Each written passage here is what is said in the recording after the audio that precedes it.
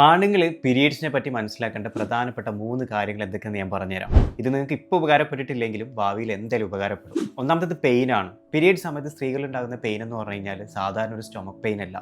ചില സ്ത്രീകളിലൊക്കെ ഹാർട്ട് അറ്റാക്കിൻ്റെ വേദനയുടെ ഇൻറ്റൻസിറ്റി എത്രയാണോ അത്രത്തോളം പെയിനാണ് ഈ ഒരു സമയത്ത് അനുഭവിക്കുന്നുണ്ടാവുക. അപ്പോൾ ആ ഒരു സമയത്ത് അവർക്ക് നല്ല സപ്പോർട്ടും നല്ല കെയറിങ്ങും ഒക്കെ കൊടുക്കുന്നത് അത്യാവശ്യമാണ്.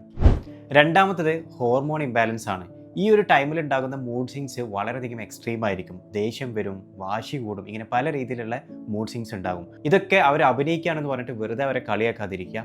ഇത് അവരുടെ ശരീരത്തിൽ നടക്കുന്ന ബയോ കെമിക്കൽ റിയാക്ഷൻ്റെ ഭാഗമായിട്ട് നടക്കുന്നതാണ്. സോ ആ ഒരു സമയത്ത് അവർക്ക് ഇഷ്ടമുള്ള കാര്യങ്ങൾ ചെയ്തു കൊടുക്കുക, നല്ല ഫുഡൊക്കെ വാങ്ങിച്ചു കൊടുത്തിട്ട് അവരുടെ കൂടെ തന്നെ നിൽക്കാൻ വേണ്ടി ശ്രമിക്കുക.